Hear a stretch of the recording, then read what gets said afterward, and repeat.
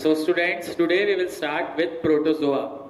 Protozoa are unicellular animal-like microorganisms. So protozoa are unicellular, which means that protozoa एक cell से बनता है और microorganisms. At times they are found in large groups and form a colony. तो protozoa की एक characteristics होती है कि वो एक कॉलोनी बना के रहना पसंद करते हैं. Protozoa depends on other organisms for their food.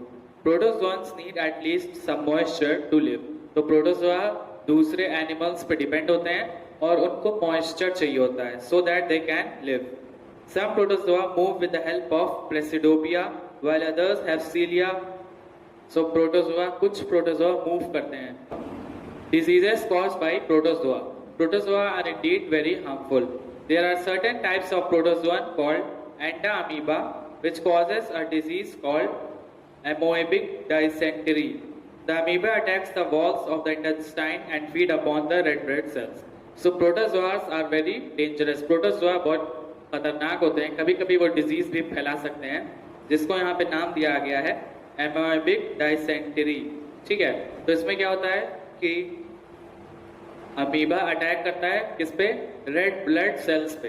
Red blood cells of human body.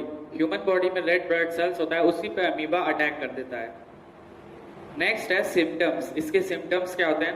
तो इसका सिम्टम्स है blood, vomiting, loose motions etcetera. तो ये स्टूडेंट्स इसका सिम्टम्स है.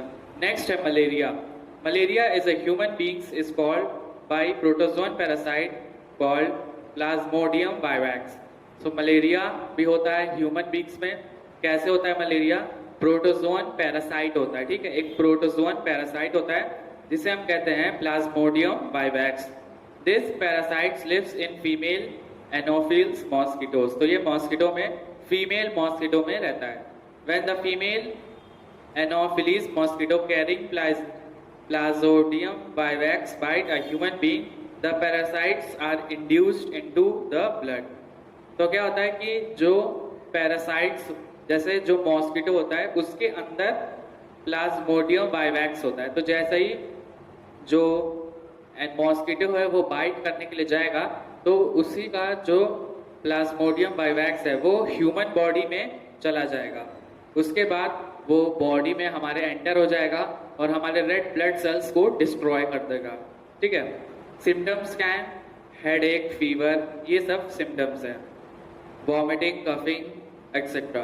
Prevention of malaria. मलेरिया को कैसे प्रिवेंट कर सकते हैं? तो हम जानते हैं कि मलेरिया मॉस्किटोज से होता है.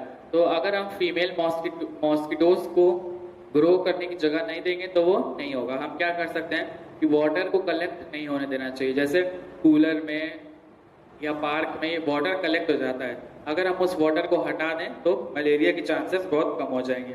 उसके बाद मॉस्किटो रेपिलेंट या मॉस्किटो नेट, मच्छरदानी, उसको भी हम यूज कर सकते हैं. नेक्स्ट है स्टूडेंट्स वायरस. वायरस क्या होता है? Virus are ultra microscopic and smallest micro organisms.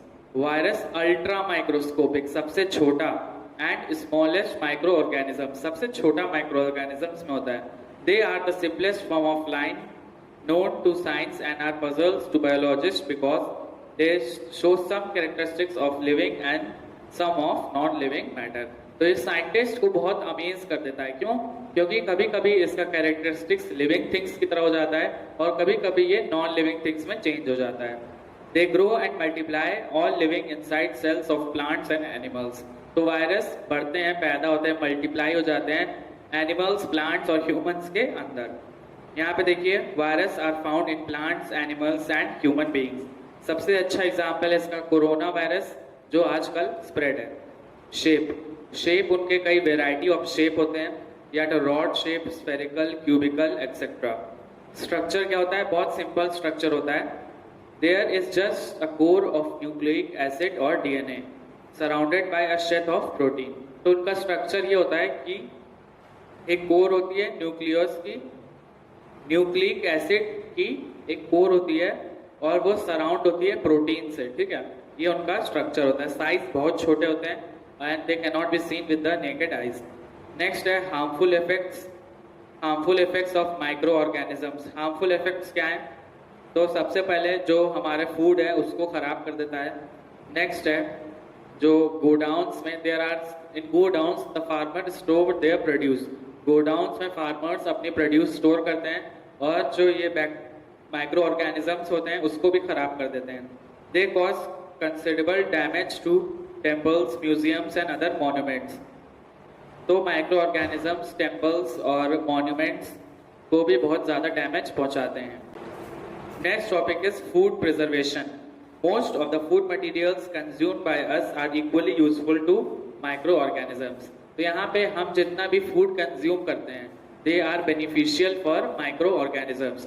वो microorganisms के लिए फायदेमंद होता है। These microorganisms easily grow in the presence of moisture and sustainable temperature. Microorganisms वहाँ पे बहुत आसानी से पैदा हो जाते हैं जहाँ पे मॉइस्चर होता है and temperature is suitable for them. जहाँ पे उनको एक अडेप्टिव टेम्परेचर मिलेगा और जहाँ पे उनको मॉइस्चर मिलेगा, तो in these areas micro organisms grow very frequently. This results in a major loss as large quantities of perishable foods materials are spoiled. इसकी वजह से क्या हो जाता है कि large quantities of food material होता है वो स्पॉइल हो जाता है। Food preservation. तो students in this topic we will learn that how we can preserve the food. Food को हम कैसे प्रिजर्व कर सकते हैं। First is bactericidal method.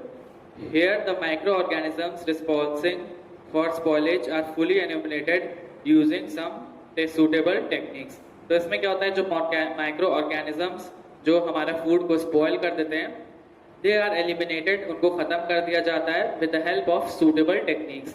जैसे कुकिंग करके, अगर हम कुकिंग करेंगे तो उसका टेम्परेचर हाई हो जाएगा और ज़्यादातर माइक्रो ऑर्गेनिजम्स उसमें फिनिश हो जाएंगे।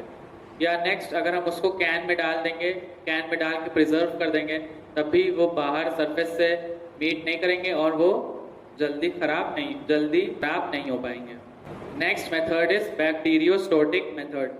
Here conditions are created that are not suitable for growth and action of micro organisms. तो यहाँ पे दो तरह के मेथड होते हैं, एक तो बैक्टीरियोसिडल मेथड और सेकेंड है बैक्टीरियोस्टोटिक मेथड। तो बैक्टीरियोस्टोटिक मेथड में क्या किया जाता है स्टूडेंट्स कि एक ऐसा टेम्परेचर बनाया जाता है artificially a temperature is created so that the micro organisms are not able to grow. और जब हम ऐसा एक आर्टिफिशियल टेम्परेचर बना देते हैं तो माइक्रो ऑर्गेनिजम्स वहाँ पे पैदा नहीं हो जाते हैं। So the first is dehydration. Dehydration जैसे it is a process of removing water from fruits and vegetables. तो डिहाइड्रेशन एक मेथड है जिससे हम फूड को प्रिजर्व कर सकते हैं। इसमें वेजिटेबल्स या फ्रूट से सारा पानी निकाल लिया जाता है, उसके बाद उसको सन ड्राई कर दिया जाता है, जैसे फिश, मीट एक्सेट्रा। इससे क्या होता है कि उसका मॉइस्चर कंटेंट खत्म हो जाता है और माइक्रोब्स आसानी से नहीं ग्रो कर सकते हैं। Next is preservation by salt and sugar. तो स्टूडेंट्स हम सॉल्ट एंड शुगर से भी अपना फूड प्रिजर्व कर सकते हैं। कैसे? by adding the sufficient amount of salt to preserve food and sugar। अगर हम शुगर और सॉल्ट एक सही मात्रा में डालें तो इससे क्या होगा कि हमारा फूड प्रिजर्व हो जाएगा। A sugar syrup containing more than 68% sugar content has very little moisture, therefore bacteria cannot grow in it। एक शुगर सिरप है, उसमें अगर 68% शुगर कॉन्टेंट्स होंगे तो उसके अंदर का मॉइस्चर बहुत कम हो जाएगा, जिससे बैक्टीरिया नहीं ग्रो कर पाएंगे। नेक्स्ट है डीप फ्रीजिंग। जैसे हम क्या करते हैं कि हमारा लेफ्ट ओवर फूड होता है उसको हम वी स्टोर इन रेफ्रिजरेटर्स। हम रेफ्रिजरेटर्स में स्टोर कर देते हैं। इससे रेफ्रिजरेटर का जो टेम्परेचर होता है वो लेस होता है, कम होता है, तो वहाँ पे माइक्रो ऑर्गेनिजम्स ग्रो हो नहीं पाते हैं और हमारा फूड बचा रहता है। Next is chemical preservation. The chemical substances added to food materials to prevent their spoilage are called chemical preservatives। तो कुछ हम केमिकल मेथड्स हैं उससे भी फूड हम प्रिजर्व कर सकते हैं, जैसे sodium benzoate and potassium metabisulphide. सो ये सब कुछ केमिकल्स हैं, इससे हम प्रिजर्व कर सकते हैं। Next is irradiation. This is a modern method of food preservation. By the term irradiation we mean the process of exposing the food materials to high energy radiations. The food materials to be preserved are exposed to gamma or X-rays These powerful radiations completely destroy the harmful microorganisms present in the food material. तो यहाँ पे students irradiation method है.